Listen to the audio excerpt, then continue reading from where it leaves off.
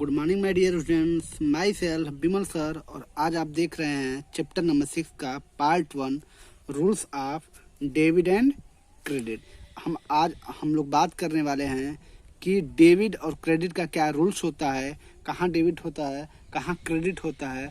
और ध्यान रखें, ये चैप्टर जो है भले ही इम्पॉर्टेंट हो या ना हो, लेकिन क्लास 12th के नज़रिए से ये चैप्टर बहुत ज़्यादा इम्पॉर्टेंट है, क्योंकि यहाँ पे हम लोग पहचानने वाले हैं कि कौन सा टर्म जो है डेबिट होगा, कौन सा टर्म जो है क्रेडिट होगा, कौन सा टर्म जो एसेट्स के वैल्यू को बढ़ाएगा, कौन सा टर्म एसेट्स के वैल्यू को घटाएगा। तो सिंपल से तो आज ये जानते हैं, हम लोग पीछे देख भी चुके अकाउंट्स क्या है। तो अकाउंट्स जो था, it is summarised record of transaction at one place to a particular head.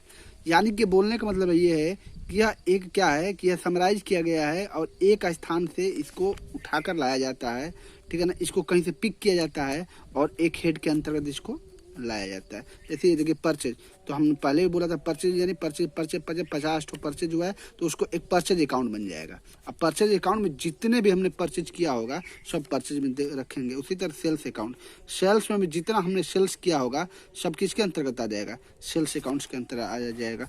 अब ये हमें ध्यान रखना है, ये अकाउंट्स का क्या प्रोफार्मा होता है, तो ध्यान रखें अकाउंट्स का जो प्रोफार्मा होता है वो टी शेप में होता है। किस शेप में होता है, टी शेप में। किस शेप में, टी शेप में। यानी कि एक लंबा लाइन हम लोग लेकर जाते हैं, फिर बीच से हम लाइन ड्रा करते हैं।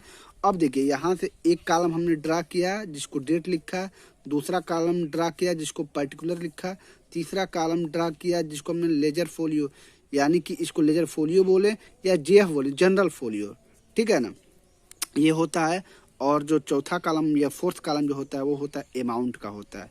ठीक उसी प्रकार यहाँ फिर आते हैं, ये जो है डेट, पर्टिकुलर, लेजर फोलियो और अमाउंट। अब ध्यान रखते हैं कि जो लेफ्ट हैंड का होता है उसको डेबिट साइड बोलते हैं, और जो राइट हैंड का होता है उसको क्रेडिट साइड बोलते हैं। जो लेफ्ट हैंड होता है उसे डेबिट बोलते हैं, और जो राइट हैंड साइड होता है उसे हम क्रेडिट बोलते हैं। ध्यान रखिएगा, यहाँ पे लेफ्ट की जगह पे हमने डीआर लिखा और राइट की जगह पे हमने सीआर क्रेडिट लिखा, ठीक है।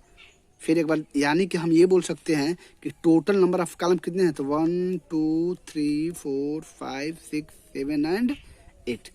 अकाउंट्स बनाने के लिए टोटल कितने कॉलम की आवश्यकता होती है, तो बच्चों 8 कॉलम की आवश्यकता होती है। बात समझ में आ रही है। फिर चलिए हम लोग आगे बढ़ते हैं। अब यहाँ पे क्या है कि rules of debit and credit, debit और क्रेडिट का क्या रूल है, तो देखिए ये एक्चुअली इसके जो रूल्स हैं वो एक ट्रेडिशनल अप्रोच है, ठीक है, एक जो है मॉडर्न अप्रोच है। हालांकि हम लोग को मॉडर्न अप्रोच पे ही ज़्यादा क्वेश्चंस लगाने हैं। ट्रेडिशनल अप्रोच यानी कि एक ऐसा अप्रोच जो पहले से क्या हो, चला आ रहा हो। अब देखते हैं ट्रेडिशनल अप्रोच जो है दो प्रकार के होते हैं, पर्सनल और इम्पर्सनल।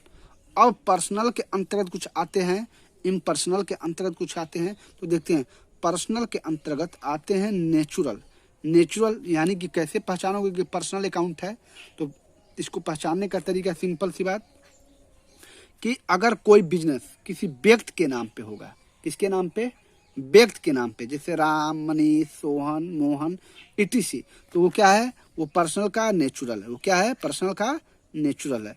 अब आर्टिफिशियल की बात करें, आर्टिफिशियल यानी कि बनावटी।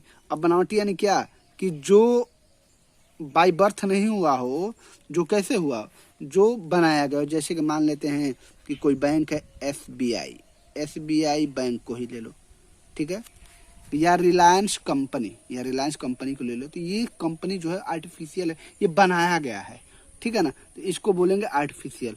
और जो रिप्रेजेंटेटिव पर्सनल क्या होता है, चलिए इसको हम आगे इसको थोड़ी देर बाद हम लोग समझने की कोशिश करते हैं। अब हम आते हैं इम्पर्सनल पे।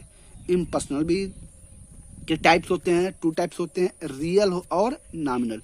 रियल देखते हैं, रियल मतलब ये समझिए कि जितने भी एसेट्स होते हैं, जितने भी पैसे होते हैं, जितने भी मशीन्स होती हैं, जितने भी फर्नीचर यानी एसेट्स, जो टर्म एसेट्स का होता है वह रियल होता है, सिवाय एक्सेप्ट बैंक को, क्योंकि बैंक भी हमने पिछले चैप्टर 5 में पढ़ा था, ठीक है ना। जब चेक जाता था तो क्या कर एसेट्स में बैंक का हेड देकर लिखते थे, और डेप्टर डेप्टर भी मेरा एसेट्स होता है, लेकिन क्या लिखते हैं, इसको भी हम एसेट्स में लिखते हैं, लेकिन इसको भी हम किस में काउंट करेंगे, तो ये जो है आ जाएगा आपका आर्टिफिशियल में। ये कहाँ आएगा, यानी बैंक और डेप्टर कहाँ आने वाला है, आर्टिफिशियल। क्योंकि अभी तो हमने बोला है कि जो बनावटी हो, तो बैंक बनावटी है, कोई बनाया होगा, जैसे Vijaya bank, SBI bank, Canara bank, ये सब, या डेप्टर हो गया, ये सब क्या है, तो ये आर्टिफिशियल है।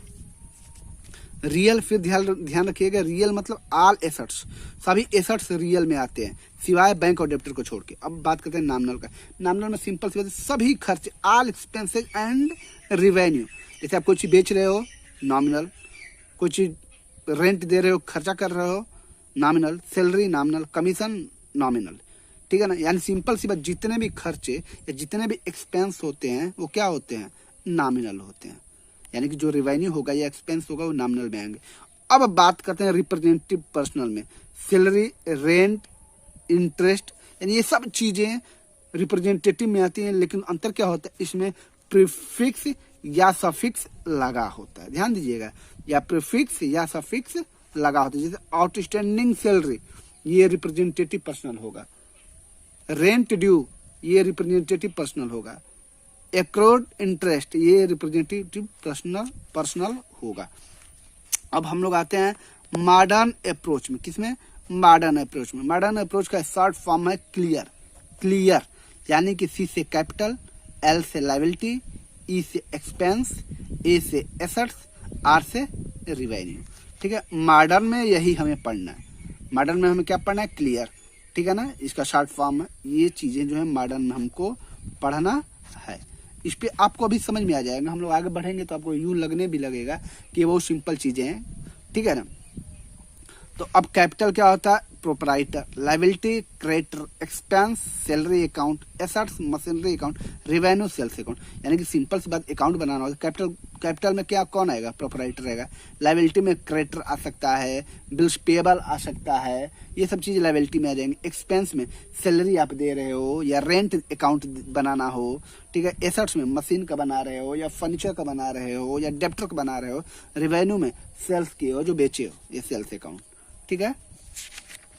अब हम लोग आगे फिर आते हैं, देखते हैं। अब याद हमें रखना है, क्या याद रखना है, ध्यान दीजिएगा। ट्रेडिशनल अप्रोच में जो पर्सनल होता था, वो होता था पर्सनल में डेबिट द रिसीवर, जो आता है उसको डेबिट करते हैं, जो आएगा उसको डीआर करेंगे। पर्सनल में, किसमें, पर्सनल में जो आएगा उसको डीआर करेंगे और जो जाएगा उसे सीआर करेंगे, क्रेडिट करेंगे। पर्सनल अकाउंट बनाने वाले पर्सनल अकाउंट में हम क्या करते हैं, डेबिट द रिसीवर, जो आता है उसको डेबिट से लिखते हैं, जो जाता है उसको क्रेडिट से लिखते हैं, बस। अब बात करते हैं रियल में। रियल में क्या है, डेबिट व्हाट कम्स, जो आता है वो डेबिट होता है। क्रेडिट व्हाट गोज, जो जाता है वो क्रेडिट होता है। जो आता है वो डेबिट होता है, जो जाता है वो क्रेडिट होता है। अब नॉमिनल की बात करते हैं। नॉमिनल क्या है, डेबिट ऑल एक्सपेंसेस, सभी खर्चे और लॉसेस, घाटा, हानि, वो क्या होते हैं, डेबिट होते हैं। और सभी इनकम्स और गेन्स क्या होते हैं, क्रेडिट होता है, ठीक है। पर मॉडर्न में बात करें, मॉडर्न में देखिए, ये कैपिटल जब बढ़ेगा तो क्या होगा, क्रेडिट होगा। जब कैपिटल घटेगा तो डेबिट होगा, ठीक है ना। ये एक्चुअली होता क्या है ना, जब हम लोग लेजर बनाते हैं, तो लेजर बनाते समय यू तुरंत बनने लगता है कि कहाँ किसको फिट करना है, ठीक है ना। अब लायबिलिटी की बात करते हैं, तो लायबिलिटी जो है बढ़ेगा तो क्रेडिट होगा। जब लायबिलिटी इंक्रीज करेगा तो क्रेडिट होगा, डिक्रीज करेगा तो डेबिट होगा। बट एक्सपेंस और एसेट्स दोनों भाई हैं। एक्सपेंस बढ़ेगा तो डेबिट, घटेगा तो क्रेडिट। एसेट्स बढ़ेगा तो डेबिट, घटेगा तो क्रेडिट। रेवेन्यू बढ़ेगा तो क्रेडिट और घटेगा तो डेबिट। यानी कि कैपिटल, लायबिलिटी और रेवेन्यू तीनों एक हैं, एक्सपेंस, एसेट्स ये दोनों अलग है। बातें समझ में आ रही होंगी, आई होप, ठीक है। मॉडर्न में ये होता है, ठीक है ना। जैसे सिंपल सी बात है, अब जैसे ये मॉडर्न में आपसे पूछ दिया कि जैसे कि मान लेते हैं सिंपल सा बात कि फर्नीचर, ये फर्नीचर अगर ये इंक्रीज होगा तो कहाँ जाएगा, ठीक है ना। तो अब पहले तो ये ध्यान रखोगे कि फर्नीचर क्या होता है, तो फर्नीचर जो मेरा है वो एसेट्स है, वो मेरा क्या है, एसेट्स। अब हमने पढ़ा कि एसेट्स जब इंक्रीज होता है, एसेट्स जब इंक्रीज होता है तो कहाँ जाता है, डेबिट साइड में। यानी कि फर्नीचर अगर मेरा बढ़ेगा तो कहाँ लिखेंगे, वो जो हम लोग अभी प्रोफार्मा जो बनाए थे हम लोग, तो डीआर साइड में। कहाँ लिखेंगे, डीआर साइड में। ये मतलब है बात। आई होप आपको समझ में आ रही होंगी। नेक्स्ट हम लोग आगे बढ़ते हैं। अब आते हैं हम लोग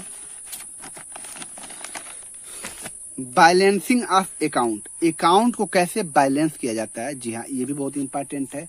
अकाउंट्स को बैलेंस करना सिंपल है, बहुत आसान है, बहुत ही इजी है। कैसे, तो क्या करते हैं कि दोनों साइड का टोटल करते हैं और जो फाइनल जो बचता है वही क्या होता है, बैलेंस होता है।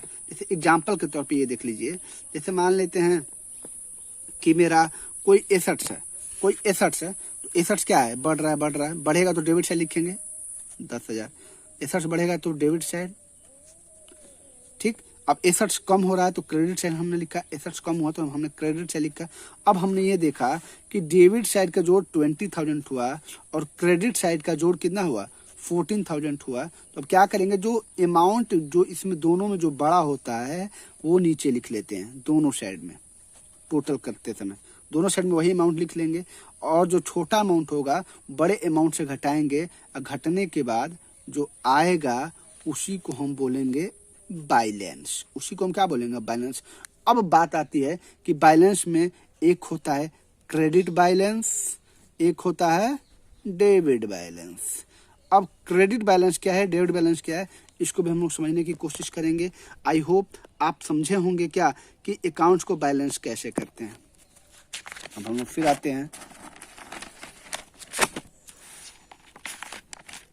अब आते हैं डेबिट बैलेंस। देखिए, जब डेबिट साइड यानी कि इधर, यानी कि लेफ्ट साइड का ये बढ़ रहा है, बढ़ रहा है, एसेट्स जो है बढ़ रहा है, बढ़ रहा है, ठीक, 15 हो गया।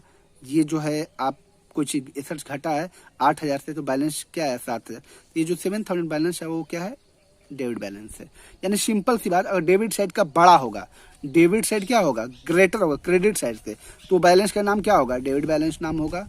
और अगर बात करें क्रेडिट बैलेंस की, तो क्रेडिट साइड जो है बड़ा होगा डेबिट साइड से, तो वो होगा बैलेंस कैसा, क्रेडिट साइड। जैसे क्रेडिट में क्या था, क्रेडिट जब यानी कि लाइबिलिटी जब बढ़ती है, लाइबिलिटी जब बढ़ती है तो क्या होता है, वो क्रेडिट होता है। लाइबिलिटी जब बढ़ती है तो क्रेडिट होता है, क्रेडिट हुआ, क्रेडिट हुआ, क्रेडिट हुआ। लाइबिलिटी जब घटता है तो डेबिट होता है, डेबिट हुआ 4,000। टोटल 10 था हमने लिख दिया, 4 रिड्यूस करा है 6,000। जो बैलेंस बचा वही क्या है, वही जो है बैलेंस इज क्रेडिट, यानी कि यही क्या है, क्रेडिट बैलेंस है। तो आई होप आप समझे होंगे। इसको आप एक बार फिर देखेंगे, 2 बार देखेंगे और इसे समझने की आप अच्छी तरीके से कोशिश करेंगे। Thank you.